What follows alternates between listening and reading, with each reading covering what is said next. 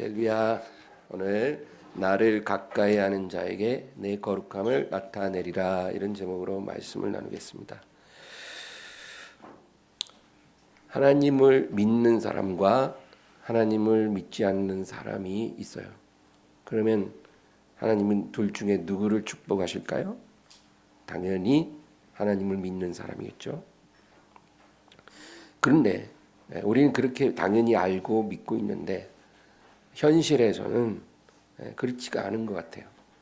하나님을 믿지 않는 사람인데 더 행복하게 살고 더 형통한 삶을 사는 것을 우리가 엄청 많이 봅니다. 그렇게 보이는 거죠, 우리에게. 또 반대로 하나님을 열심히 믿고 있는 사람인데 그렇게 인생에 고난이 많을 수가 없어요. 그래서 우리는 우리가 믿고 있는 것과 우리가 보는 것이 너무 반대니까 굉장히 혼란스러워요. 믿음이 자꾸 의심이 생기는 거예요.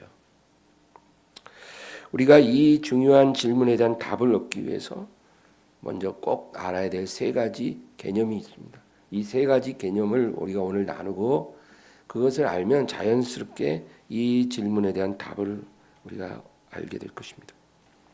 첫 번째 개념은 복의 개념이에요. 이 복의 개념이 잘못되어 있으면 결론도 잘못 나올 수밖에 없어요. 여러분, 복이 뭘까요?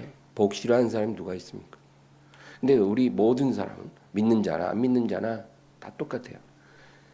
복이라는 거를 우리 눈으로 볼 수 있고 우리가 만질 수 있고 경험할 수 있는 그 틀 안에서만 생각을 한다는 겁니다. 우리가 상상 가능한 것이어야 되고 실현 가능한 것이어야 하는 거예요. 내가 경험해 본 적이 없고 내가 이해할 수 없는 어떤 그런 영역에서의 복을 우리는 감당하지 못해요. 예를 들면 어떤 영의 세계라든지 어떤 사후 세계라든지 이거 우리가 경험한 적도 없고 그렇잖아요. 이해할 수가 없는 거예요. 근데 어떤 영적인 축복 그런 걸 우리가 어떻게 이해하겠습니까?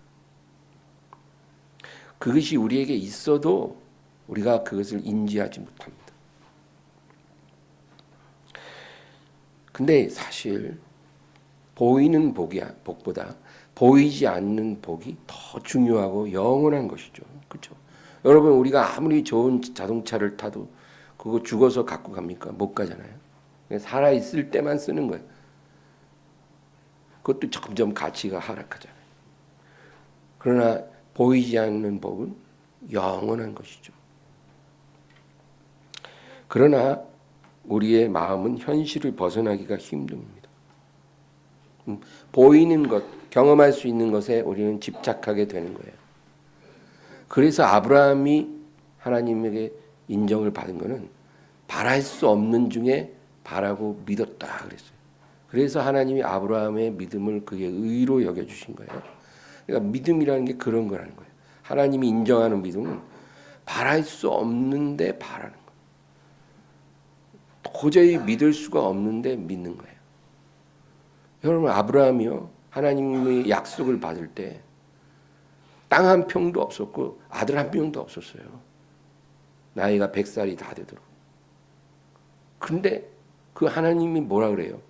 내가 광대한 땅, 네가 동서남북으로 바라보는 광대한 땅을 영원히 너에게 주고 또 너의 자손이 하늘의 별처럼 이렇게 셀 수 없이 많아지게 하려.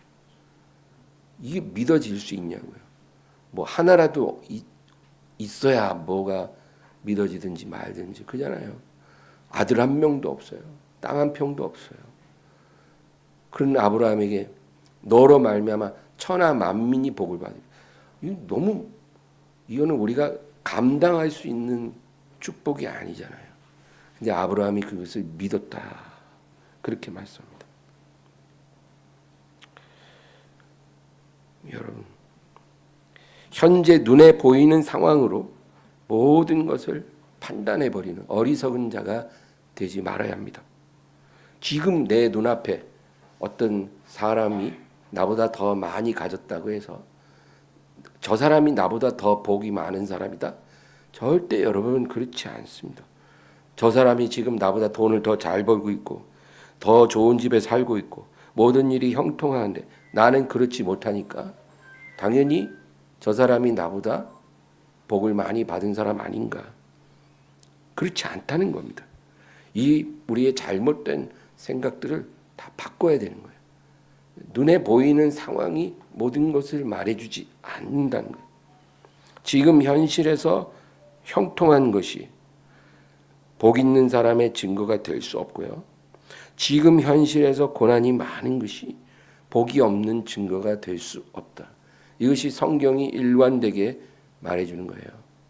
절대 눈에 보이는 것으로 판단해서는 안 된다. 아브라함은 그가 죽을 때 그 이웃 누구보다도 적은 자손을 가지고 있었고 적은 땅을 가졌어요. 그 아브라함이 실패자입니까? 복 없는 사람입니까? 불행한 사람입니까? 아니잖아요. 왜 우리는 성경을 보면서 이러한 복의 개념을 받아들이지 못합니까? 우리는 그냥 눈에 보이는 것만 보고 쉽게 낙심하고 쉽게 절망해요. 그래서는 안 된다는 겁니다. 만약에 눈에 보이는 것으로 하나님의 모든 복을 측정하면 우리는 실족할 것입니다.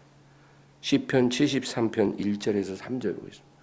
하나님이 참으로 이스라엘 중 마음이 정결한 자에게 선을 행하시나 나는 거의 넘어질 뻔하였고 나의 걸음이 미끄러질 뻔하였으니 이는 내가 악인의 형통함을 보고 오만한 자를 질투하였음이로다.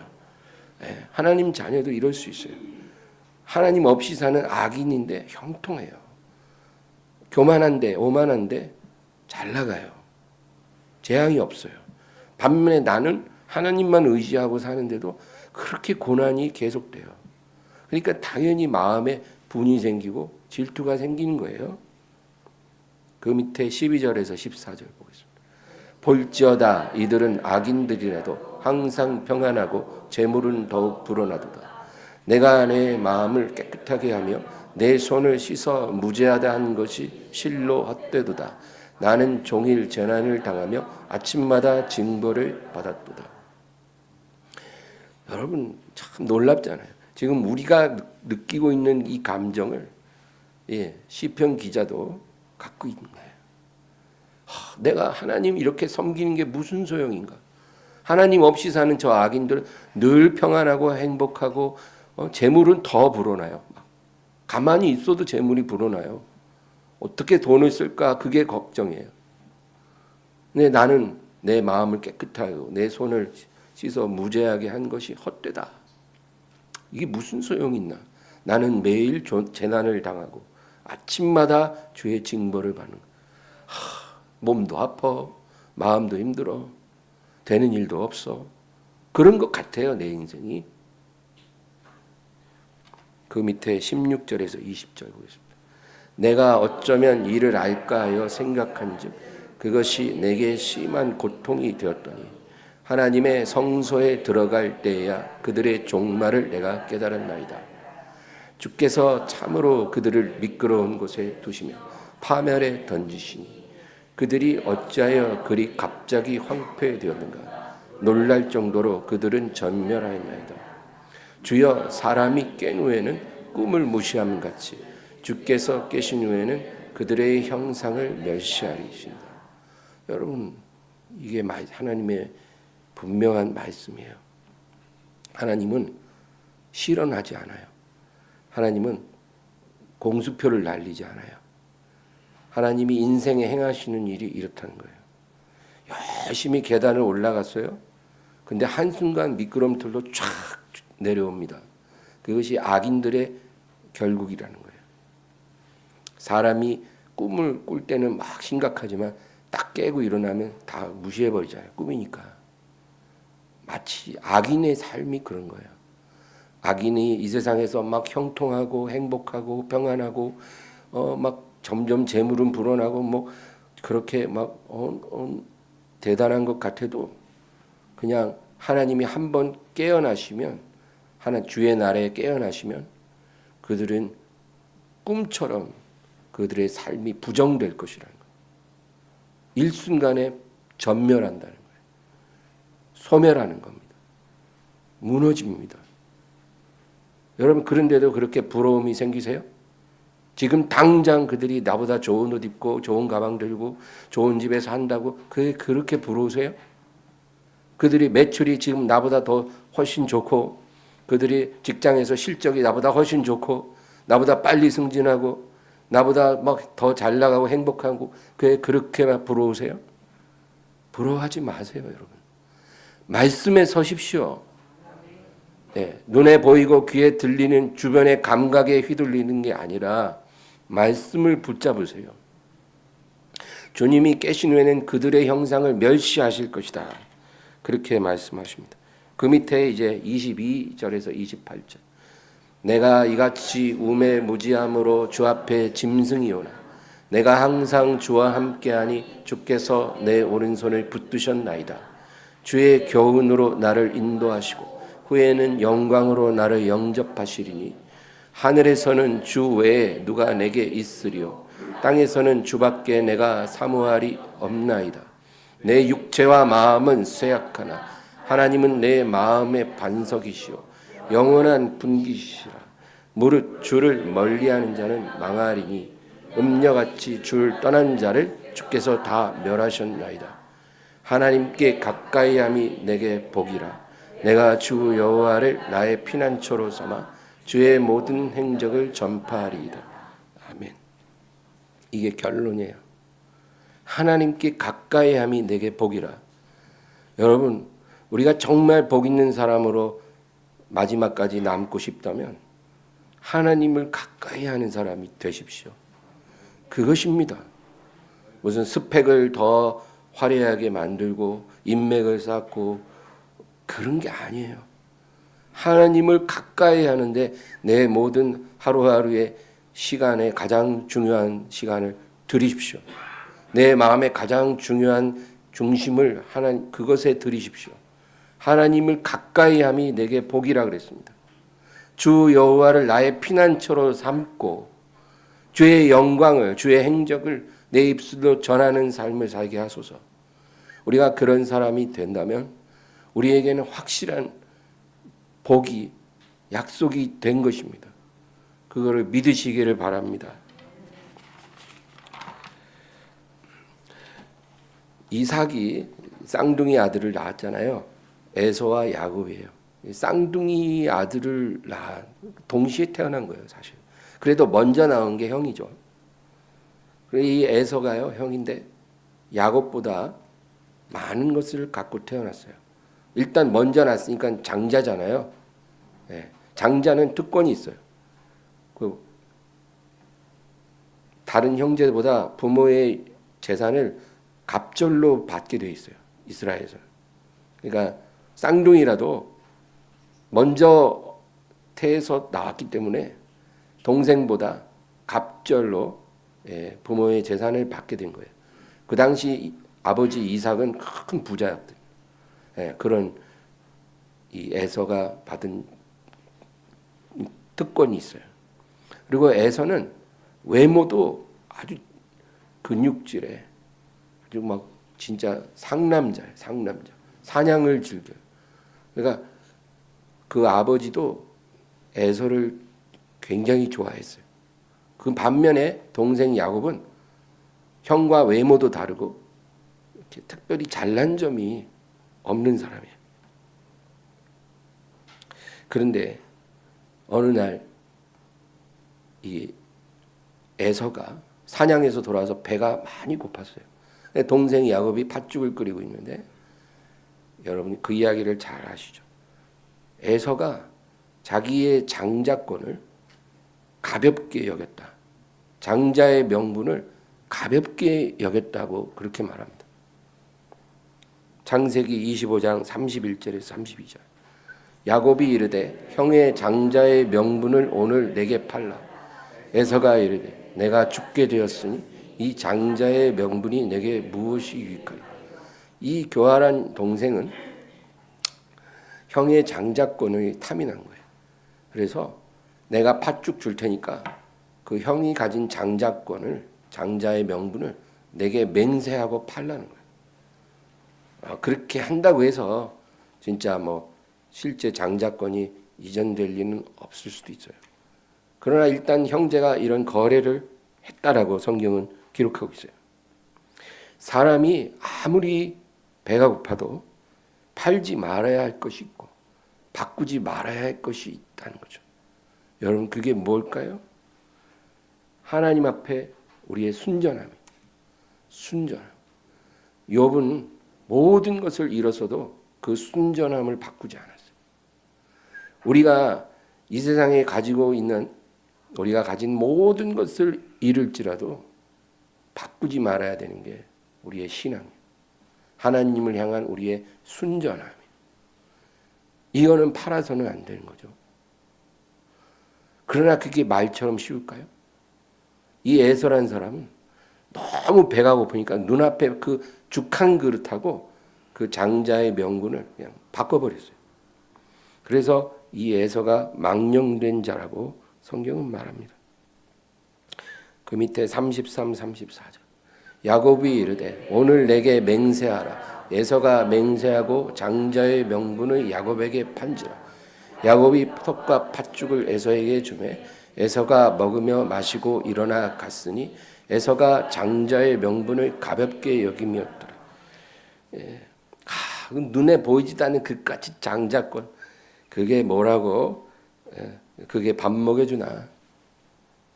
내가 100번 장자권 맹세하고 팔아도 별 문제 아니야. 그냥 지금 내가 배고픈데 맛있는 죽 한 그릇이 더 중요한 거다. 이렇게 생각하는 거예요. 여러분 이렇게 생각하는 사람 별로 없을까요? 굉장히 많아요. 지금 눈앞에 내 궁핍함, 내 부족함을 채우는 게 중요하지. 그까지 그 눈에 보이지도 않는 것. 그게 뭐가 중요하냐. 이런 사람들 많습니다. 많은 신자들이 눈앞의 이익을 위해 끝까지 거짓말 아무것도 아니지. 이렇게 살아요. 일터에서 일하면서 뭐 당장의 눈앞에 어떤 어려움을 모면하고 이익을 얻기 위해 거짓말을 쉽게 합니다.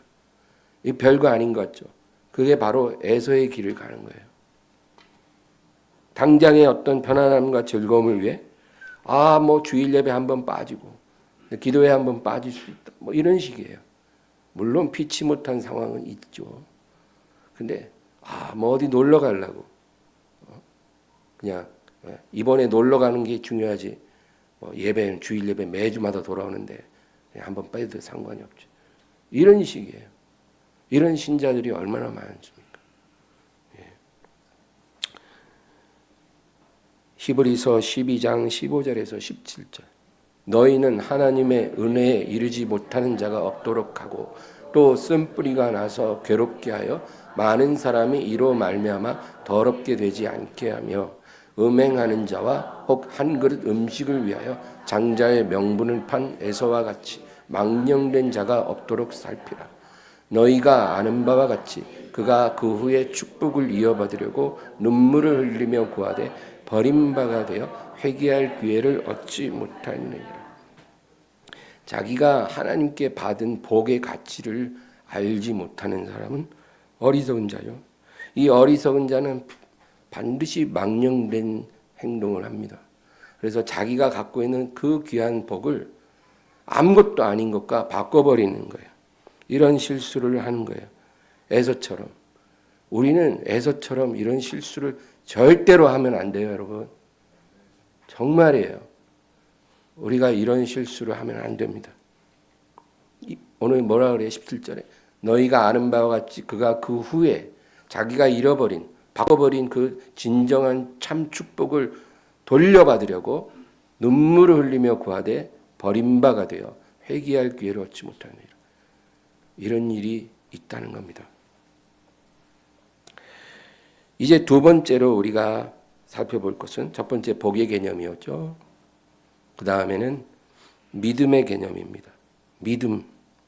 이 믿음도 우리가 잘못 생각하는 게 있어요. 많은 사람이 내가 지금 믿고 있는 거를 내가 노력해서 지금 믿고 있다 이렇게 생각합니다. 내가 가진 믿음이 그냥 내가 이루어낸 거라는 그런 생각을 밑바닥에 갖고 있는 거예요. 내가 믿었으니까 믿는 거지. 이런 식이에요. 근데 성경은 분명히 말해요. 누구든지 성령으로 아니하고는 예수를 주라 할 수 없느니라. 여러분, 성령으로 말미암지 않고 우리가 예수님을 주라 부르거나 믿을 수 없다는 거예요. 그러니까 우리가 이렇게 예수님을 부르는 거는 성령의 은혜가 우리를 주장하기 때문이에요. 그러니까 하나님이 주신 은혜입니다. 선물이래요. 믿음은 우리에게 선물로 주신 것이지 우리가 공부해서 깨달은 것이 결코 아닙니다. 우리가 성경 공부를 하면 그 믿음이 강화될 수는 있지만 없던 믿음이 뭘 공부해서 얻는다 그건 아니에요. 믿음이 들어오는 거는 그냥 하나님이 선물로 단번에 주신 것입니다. 그래서 우리가 믿음을 갖게 된 거예요. 그리고 그 믿음을 성령께서 계속 자라나게 하시는 거예요. 선물이 뭡니까? 주는 자가 전적으로 그렇게 결정해서 줄 때 선물이 되는 거죠. 내가 달라고 해서 받는 건 선물이 아니에요. 여러분 누가 선물을 나한테 선물 좀 해줘 이래서 받는 사람 있습니까? 그건 선물이 아니죠. 뜯어내는 거죠. 진짜 선물은 내가 달라고 하지도 않았는데 상대방이 자기가 스스로 그렇게 선물을 주기로 결정해서 어느 날 나에게 탁 주는 게 그게 선물인 거예요. 우리가 가진 믿음은 하나님이 그렇게 우리에게 주신 선물이에요. 어느 날 제자들이 예수님께 주여 우리에게 믿음을 더하소서 이렇게 구했어요. 자기들이 믿음이 너무 없다고 생각한 거예요. 믿음 좀 더 주세요. 이러니까 예수님이 대답이 참으로 놀라워요. 너희에게 만약 믿음이 한 겨자씨만큼만 있다면 이렇게 말씀하세요. 근데 그게 무슨 뜻이냐면 너희는 이미 믿음을 갖고 있다는 거예요. 겨자씨만한 믿음 내가 이미 너에게 줬는데 왜 그게 부족하다고 생각하니? 부족한 믿음이 아니야. 내가 너에게 준 그 겨자씨만한 믿음도 산을 바다에 던지라 해서 할 수 있는 믿음이야. 작다고 생각하지 마. 너희의 문제는 믿음이 작은 게 아니라 일단 너희가 갖고 있는 것이 뭔지를 몰라. 여러분, 우리가 무엇을 갖고 있는지 아는 게 우선 중요합니다. 우리가 그래서 믿음으로 구원을 받았잖아요. 하나님의 선물이에요. 하나님의 은혜예요. 그래서 우리의 공로는 없어요. 자랑할 게 없다는 거예요. 내가 믿어서 구원 받았는데 그 믿음 내가 만들었으면 자랑할 게 있죠. 근데 그것도 하나님이 주셔서 우리가 믿어진 거니까 자랑할 게 하나도 없는 거예요. 그러니까 이렇게 우리가 자랑할 게 없이 구원을 받았잖아요. 근데 그런 우리를 하나님이 이제 광야 학교로 인도하시는 거예요. 이 세상이라고 하는 광야 학교로 우리를 이끌어서 거기서 연단을 받게 하시는 거예요. 연단을 받고 준비되어져서 하나님의 나라를 상속받으라는 거예요. 그래서 우리는 이 선물로 받은 믿음으로 구원을 값없이 받았잖아요. 값은 예수님이 다 자기 피로 지불했고 그리고 나서 이제 우리가 해야 될 일은 광야 학교에서 이 세상에서 연단을 잘 받아야 되는 거예요. 이 연단 받는 게 뭘까요? 하나님 나라에 들어갈 자격을 얻는 것이 아니에요. 우리가 연단 받아야 하나님 나라에 들어갈 자격이 생기는 게 아니고 우리가 하나님 나라에 들어갈 자격은 이미 주어졌어요. 값은 지불됐고 주님이 우리를 이미 사셨고 하늘나라 시민권을 우리에게 이미 수여했어요. 우리는 이미 하나님의 자녀예요. 우리는 이미 하나님 나라에 들어갈 자격이 주어졌는데 그 하나님 나라에 들어가서 우리가 제대로 누려야 되잖아요. 그래서 그 누릴 수 있도록 소양을 갖추는 과정이 필요한 거예요. 여러분, 우리가 지금 이대로 막 육적인 냄새가 막 풀풀 나고 세상 욕심으로 막 가득한데, 이런 우리가 지금 이 순간 갑자기 천국으로 샥 들어가 보세요. 그 천국이 아니에요 이제. 네? 그렇잖아요.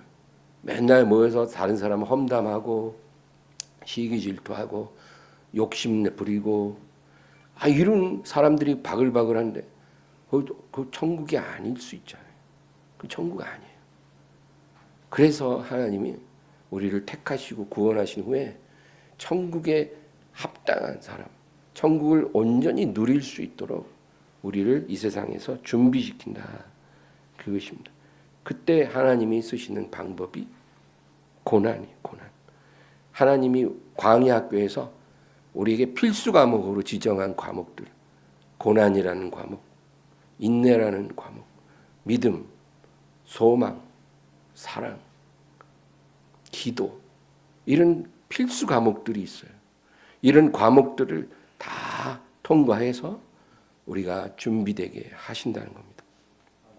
로마서 8장 17, 18절. 자녀이면 또한 상속자 곧 하나님의 상속자 그리스도와 함께한 상속자니 우리가 그와 함께 영광을 받기 위하여 고난도 함께 받아야 할 것이니라.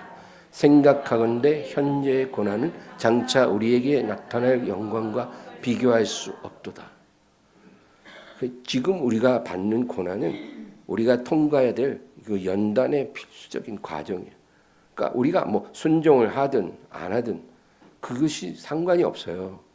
뭐 순종 안 하면 고난이 샥샥 피해가고 순종 안 하면 고난이 오고 그런 게 아니에요.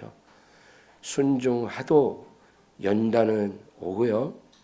순종 안 하면 징계가 오는 거예요. 그래서 우리에게 당하는 고난은 이상할 것이 없어요. 장차 우리에게 나타날 영광과 비교할 수 없는 거예요. 베드로전서 4장 12, 13절. 사랑하는 자들아 너희를 연단하고 오는 불시험을 이상한 일 당하는 것 같이 이상히 여기지 말고 오히려 너희가 그리스도의 고난에 참여하는 것으로 즐거워하라. 이는 그의 영광을 나타내실 때에 너희로 즐거워하고 기뻐하게 하려 함이라. 이 세상은 광야 학교이고 우리가 이 연단이라는 과정을 반드시 받아내야 하는 거예요. 근데 왜 우리는 항상 하나님이 연단이 저만 피해가게 해주세요. 다른 사람 다 고난 받아도 나는 안 받게 해주세요. 우리는 이런 기도를 하죠. 근데 사실은 그게 성경적이진 않아요. 우리 본성이 그렇게 기도하는 거지. 우리는 고난을 믿음으로 감당하고 넘어가야 돼요. 그 고난을 통해서 정결해지고 온전해져야 되는 거예요. 피하는 게 능사는 아니라는 거죠. 에서와 같이 눈에 보이는 것을 위해 하나님의 약속을 저버리는 이 망령된 사람은요, 낙제됩니다. 낙제하는 학생도 있어요. 그러지 말아야 되는 거죠.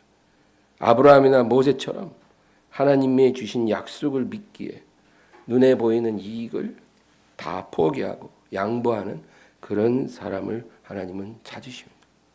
네, 그렇죠. 아브라함이요 조카 롯에게 좋은 땅을 양보했잖아요. 네가 먼저 선택하라. 이 쉬운 일 아니에요, 여러분. 누구나 자기가 가진 기득권, 특권을 활용하고 싶어하죠. 근데 그거를 자기가 먼저 양보하는 건 참으로 하나님을 신뢰하는 사람만 할 수 있는 거예요. 네. 내가 복을 찾아가야 한다 생각하면 그렇게 못해요. 그러나 내가 어디 있든지 복 대신 하나님이 내게 오신다. 이렇게 믿고 있는 사람만 양보할 수 있는 거예요. 모세도 애굽의 왕자의 직분을 귀하게 여기지 않았어요. 왜? 거기에 안주하는 게 하나님 뜻이 아닌 걸 알았기 때문에. 그래서 그것을 과감히 내려놨어요. 하나님의 백성과 고난받기를 애굽의 모든 영광을 누린 것보다 더 즐거워했어요. 이게 믿음이에요. 이 땅에서 우리가 어떻게 살아야 해요? 그렇게 살아요. 에서처럼 살면 안 되고요. 아브라함이나 모세처럼 살아야 돼요. 그 다음 이제 세 번째로 우리가 알아야 될 개념은 겸손의 개념이에요. 아까 첫 번째는 복의 개념, 두 번째는 믿음의 개념, 이제 마지막은 겸손의 개념이에요. 여러분, 겸손이 뭘까요? 겸손은 교만의 반대말이에요. 교만이 뭘까요? 교만이라 그러면 사람들은 내가 다른 사람보다 더 잘났고 더 많은 것을 가졌으니까 하고 자랑하는 마음, 뭐 이런 거를 보통 교만이라고 생각해요. 그러니까 우리가 다 어떤 생각을 갖고 있냐면 뭐 나는 잘난 것도 없고 내가 남보다 더 많이 가진 게 아무리 봐도 없으니까 나는 교만할 일이 없어. 그러니까 나는 교만하고 싶어도 교만할 수가 없는 사람이야. 이렇게 생각을 한다는 거예요. 그럴까요? 이게 우리가 잘못된 생각을 하고 있는 거예요. 나는 교만하고 싶어도 교만할 일이 없는 사람이야. 그렇지가 않은 거예요. 이런 교만은 육적인 교만이에요. 눈에 보여지는 것을 보고 교만하기도 하고 겸손해지기도 하는 거죠. 그런데 성경은 영적인 교만이 더 위험하다고 경고를 하고 있어요. 영적인 교만은 뭐예요? 그러면 우리는 이런 생각을 하죠. 내가 저 사람보다 기도를 더 많이 하고 저 사람보다 성경을 더 많이 알고 있고 그러니까 내가 더 영적인 사람이라고 생각하는 것. 이런 걸 우리가 영적 교만이라고 생각하기 쉽잖아요. 그건 영적 교만 아니에요. 그건 육적인 교만에 속해요. 눈에 보이잖아요. 내가 이 사람보다 기도 더 많이 하는 거 나도 알고 저 사람도 알아요. 내가 이 사람보다 성경을 더 잘 알고 있는 거 나도 알고 저 사람도 알아요. 그래서 내가 자랑하면 그거는 육적인 교만이에요. 보여지는 거니까. 그러면 영적인 교만이 뭘까요? 영적인 교만은 하나님보다 내가 앞서가는 거예요. 이게 영적 교만의 본질이에요. 하나님보다 앞서가는 거. 이런 짓을 우리가 엄청나게 많이 하거든요. 그런데도 이게 교만이라는 생각도 안 해요. 근데 성경을 보면 이게 아주 심각한 죄예요. 모세는 이 영적 교만 때문에 40년이나 연단을 받아야 했어요. 하나님보다 앞서가는 거예요. 그러니까 하나님이 모세를 깨뜨리고 연단하실 때 40년이 필요했어요. 아브라함도 이 영적 교만 때문에 많은 고통을 당했어요. 하나님이 애굽으로 가란 말도 안 했는데 기근 들었다고 그냥 지가 마음대로 애굽으로 내려가요. 그랬다가 아내 뺏겼다 찾고 난리도 아니었어요. 그런 일이 있었죠. 그게 한 번으로 끝나는 게 아니에요. 나중에는 어떤 일이 있었냐면 자기 아내의 말을 듣고 하갈을 첩으로 얻어 이스마엘을 낳았잖아요. 이것도 하나님보다 앞서가는 거예요. 누가 그렇게 하래요? 하나님 그렇게 하란 적 없거든요. 근데 그냥 아내의 말만 듣고 자기가 쉽게 결정 내린 거예요. 이게 하나님보다 앞서가는 거예요. 믿음의 사람도 이런 실수를 엄청 한다고 성경이 말해주는 거예요. 이게 영적인 교만이에요. 초대교회에서도 이런 일이 일어났어요. 초대교회에 여러분 120명으로 시작이 됐어요. 예수님이 부활하시고 나서 40일 계시다가 승천하시기 전에 마지막으로 제자들에게 분부하신 게 뭐냐면 예루살렘을 떠나지 말고 아버지께서 약속하신 것을 받기까지 기다리라. 너희는 몇 날이 못 되어 성령으로 세례를 받으리라. 이렇게 주님이 말씀하셨거든요. 그래서 주님의 마지막 명령을 순종한 사람이 120명이었어요. 다 집에 돌아가고 120명만 남았어요. 그래서 마가의 다락방에 가서 기도하기 시작한 거예요. 그런데 문제는 이제 오순절날 성령이 임했잖아요. 7일 후에 임한 거예요. 기도 시작하고 7일 지나서 진짜 몇 날이 못 돼서 오순절날 성령이 임했는데 그게 사도행전 2장에 나와요. 근데 그 사도행전 1장에 보면 그 성령이 임하시는 그 7일 사이에 이 베드로와 이 사람들이 엉뚱한 일을 해요. 그 며칠 만에. 그러니까 모여서 기도 시작한 지 하루 이틀 지나서 베드로가 일어나서 뭐라 그러냐면 여러분 형제들이요. 이제 우리가 한 가지 할 일이 있다. 이제 가룟 유다 그놈 자식이 예수님 팔아먹고 자살해서 죽지 않았냐. 그래서 지금 12 사도의 자리 한 자리가 비어버렸다. 근데 이 자리 채워야 된다. 그러니까 이제까지 우리랑 수년간 같이 다닌 우리가 다 검증한 그런 좋은 제자들 중에 2명을 뽑아서 제비 뽑아 한 사람을 그 자리에 채워넣자. 이런 제안을 한 거예요. 그래서 결국 제비 뽑아 마띠아라는 사람을 그 가룟 유다의 자리에 뽑은 거예요. 근데 그 사도행전 1장 가만히 보면 뭐 하나님이 그렇게 하라고 시킨 거 아니에요. 성령께서 가라사대 내가 불러 시키는 이유예요. 바울과 바나바를 따로 세우라. 초대교회는 그런 일이 많았잖아요. 그런 것도 없어요. 기도 하나님께 묻지도 않고 하나님이 시키지도 않았어요. 기도한 지 하루 이틀 만에 베드로가 일어나서 당연히 그래야 한다고 생각을 하고 그렇게 해버린 거예요. 이게 바로 영적 교만이에요. 하나님의 뜻을 구하지도 않고 그냥 내가 앞서가는 거야. 내가 이게 하나님 뜻일 거야. 이런 거예요. 누구나 이런 함정에 빠지는 거죠. 근데 마띠아를 뽑은 거는 하나님의 뜻이 아니에요. 하나님은요, 그보다 더 놀라운 계획을 준비하고 계세요. 가장 부끄러움을 끼친 그 가룟 유다의 자리에 가장 부끄러운 사도의 그 빈자리를 가장 위대한 한 사람의 사도로 채울 계획이 있었어요. 그가 누구예요? 바울이에요. 바울이라는 사람을 하나님은 이미 계획하고 준비하셨는데 이 베드로와 사도들은 그런 계획을 알지 못하고 자기들이 결정해서 그런 엉뚱한 짓을 하는 거죠. 여러분, 우리의 삶에 이런 일이 얼마나 많습니까? 이게 영적 교만이에요. 그러니까 아이고 나는 돈도 없고 나는 뭐 잘난 것도 없으니까 교만할 일 없어. 이런 말 하지 마세요. 얼마나 교만한지 몰라요, 우리가. 저도 마찬가지. 저도 얼마나 실수가 많은데요. 오늘 본문 레위기 10장 3절 보겠습니다. 모세가 아론에게 이르되 이는 여호와의 말씀이라 이르시기를 나는 나를 가까이 하는 자 중에서 내 거룩함을 나타내겠고 온 백성 앞에서 내 영광을 나타내리라 하셨느니라. 아론이 잠잠하니.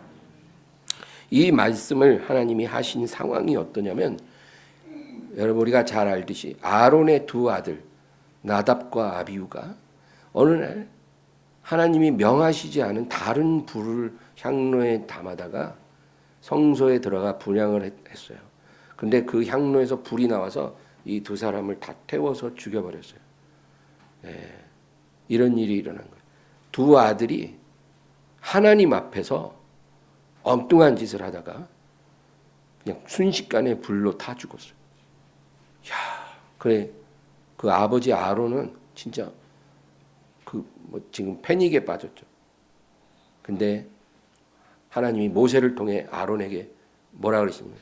이는 여호와의 말씀이라 이르시기를 나는 나를 가까이 하는 자 중에 내 거룩함을 나타내고 내 영광을 나타내리라.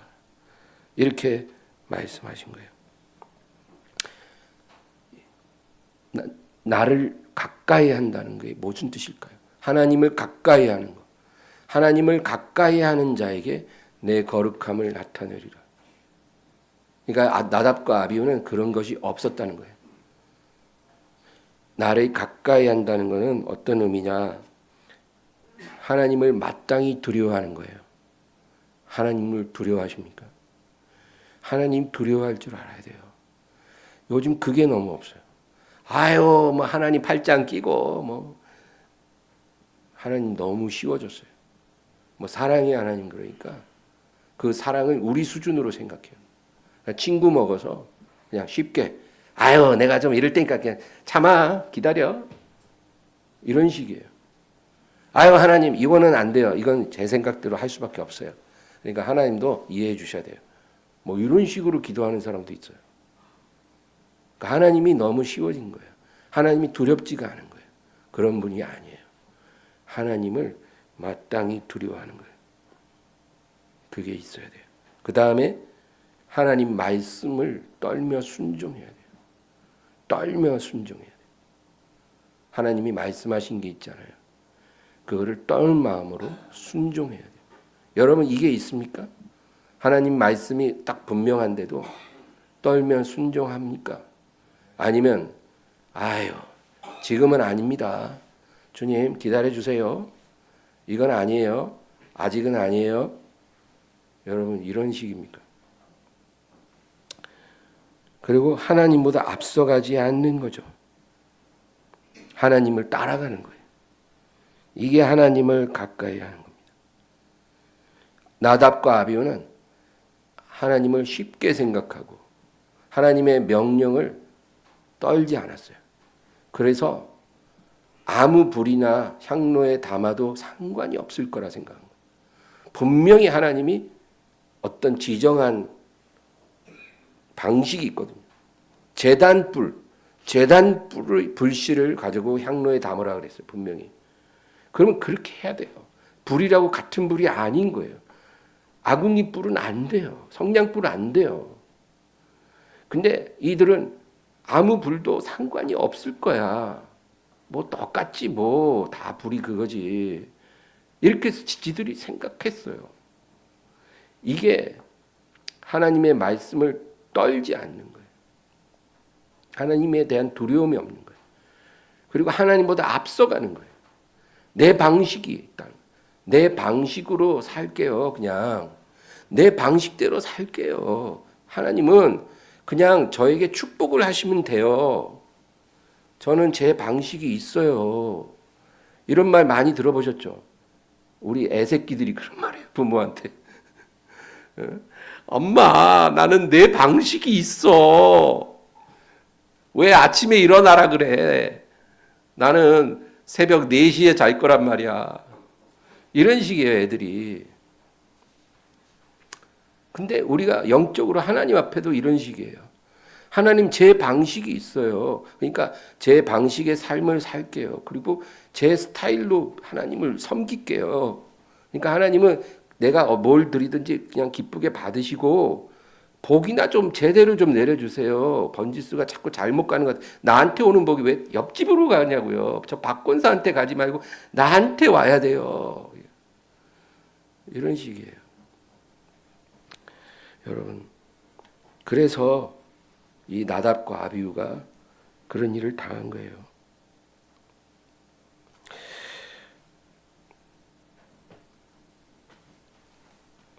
하나님은 우리 안에 있는 이런 영적 교만을 깨뜨리시고 참된 겸손을 심으십니다.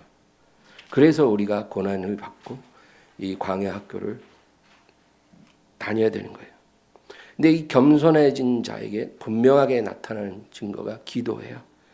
우리가 기도가 내 삶의 가장 중요한 우선순위가 되면 그게 바로 내가 영적 교만에서 겸손한 사람으로 변했다는 분명한 증거가 될 거예요. 여러분, 기도는요, 교만한 사람은 안 해요. 진짜예요. 교만한 사람은 기도를 안 합니다. 기도를 중요하게 여기질 않아요. 우선순위가 아니야. 할 거 다 하고 시간 남으면 하고 피곤하면 안 하는 거예요. 그러지 않고 겸손한 사람은 기도가 제일 우선이 된다는 거예요. 이것이 하나님을 가까이 하는 자입니다. 이런 사람에게 하나님의 거룩함이 나타난다. 예수님의 생애에서 가장 두드러진 특징은 뭘까요? 수많은 병자를 고치시고 수많은 귀신을 쫓으시고 그런 게 아니에요. 예수님 생애에 가장 두드러진 특별한 사건은 당연히 십자가죠. 예수님은 그 십자가에 못 박이실 때까지 일평생 기도하셨어요. 그게 중요한 거예요. 많은 기적을 행한 게 아니라 기도의 삶을 사신 게 예수님의 생애 가장 특별한 특징이었어요. 그래서 제자들이 나중에 예루살렘 교회가 부흥했을 때 점점 일이 많아졌을 때 그들이 한 말이 우리는 기도하는 것과 말씀 전하는 것에 전무하리라. 그거예요. 왜 그들이 그런 말을 하냐면 예수님을 따라다닌 3년 동안 그것만 봤기 때문이에요. 예수님처럼 기도가 그 삶의 중요한 부분을 차지하는 사람을 본 적이 없었어요. 그래서 그 제자들도 나중에 그렇게 선포한 거예요. 우리는 말씀 전하는 것과 기도하는 것에만 전무하리라. 기도를 하면 하나님보다 앞서가지 않고 엉뚱한 실수를 하지 않게 돼요. 모세가 하나님을 만나기 위해 시내산에 올라갔어요. 여러분 잘 아시죠? 하나님을 만나기 위해 하나님이 오라고 해서 올라갔어요. 근데 올라갈 때 기약하지 않고 올라갔어요. 내가 언제 내려오리라. 그런 말을 할 수가 없죠. 하나님이 내려가라 해야 내려가는 거니까. 그러니까 만약에 모세가 올라갈 때 내가 40일 뒤에 내려올 거야. 그러고 올라갔으면 이스라엘 백성이 엉뚱한 짓을 안 했을 거예요. 예. 40일 기다렸겠죠. 기도하면서. 만약에 하나님이 우리에게 너가 지금 가지고 이 그 문제 내가 2달 뒤에 응답할게 이랬으면 우리가 2달 동안 엉뚱한 짓 안 할 거예요. 근데 하나님은 그렇게 하지 않거든요. 기도는 기한을 정해놓고 하는 게 아니에요. 그런 기도는 없어요. 기도는 하나님이 응답하실 때까지 믿음으로 하는 거예요. 다니엘 기도 뭐 21일 하잖아요. 그 우리가 잘못 생각하는 게 21일 기도하면 응답이 오는 게 아니에요. 다니엘은 20일 만에 가브리엘 천사가 올 줄 몰랐어요. 근데 21일째에 그가 왔기 때문에 그때 응답을 받은 거죠. 만약에 가브리엘 천사가 늦게 왔으면 계속 기도했을 거예요. 우리의 기도도 하나님이 응답하실 때까지 하는 거예요. 기한을 정하고 하지는 마세요. 어쨌든 모세가 안 내려오니까 이스라엘 백성들은 그가 죽었다고 생각했어요. 이렇게 3주 동안 안 내려오면 살 수가 없다. 얼어 죽었을 것이다. 굶어 죽었을 것이다. 그래서 모세를 위해 기도하는 걸 중단하고 무슨 엉뚱한 짓을 했잖아요. 금송아지 하나님을 만들었어요. 그런 짓을 하는 거예요. 왜 하필 금송아지일까요? 왜 많은 형상이 있는데 금송아지를 만들었을까요? 그들이 애굽 땅에 있는 동안 그걸 봤어요. 애굽에는 많은 신이 있어요. 그중에 10대 주신이 있는데 그중에 하나가 황소의 신이에요. 황소신은 뭐냐? 풍요를 주는 신이에요. 풍요. 이게 사람들을 제일 매력으로 끌죠. 그래서 풍요를 약속하는 그 황소신을 가져다가 거기다 그걸 금으로 만들고 그거를 하나님이라고 부르기 시작한 거예요. 여러분 이게 영적 교만이에요. 하나님보다 앞서가고 하나님이 두려움이 없어요. 자기가 만든 금송아지 하나님을 믿는 그런 신앙 하나님이 축복하실 수가 없어요. 하나님은 어디나 계시지만 자기를 가까이 하는 자에게만 그의 거룩함을 나타내실 것입니다. 하나님보다 앞서가지 마시기 바랍니다. 내가 만든 하나님이 아니라 우리에게 계시된 하나님, 우리에게 말씀하시는 하나님을 믿고 따르는 자에게 하나님의 영광은 나타날 것입니다. 예수님이 친히 이러한 삶의 본을 보이셨고 일평생 아버지께 기도하시고 받으신 고난으로 순종을 배우시고 내 뜻대로 하지 않고 오직 아버지 뜻대로만 하시다가 십자가에 죽기까지 순종하신 것입니다. 여러분 우리가 따라가야 될 모델이 누구예요? 예수님이잖아요. 예수님의 길, 예수님의 그 길, 기도하신 예수님, 순종하신 예수님, 고난을 받으신 예수님, 그분의 길을 기쁘게 따르시는 저와 여러분 되기를 주의 이름으로 축원합니다. 하나님 아버지 감사합니다. 의지합니다. 주여 도우소서. 하나님 앞에 영적으로 교만해지지 말게 하시고 나도 모르는 사이에 잘못된 행동을 하지 않도록 도와주소서. 주님 기도할 수 있게 도와주시고 하나님 앞에 겸손하게 하시고 앞서가지 않게 하시고 주여 망령된 자가 되지 말게 하여 주시고 눈에 보이는 것을 얻기 위해 눈에 보이지 않는 우리 눈에 보이지 않는 하나님의 영원한 약속을 저버리는 그런 어리석은 자가 되지 않게 도와주시옵소서. 예수님의 이름으로 기도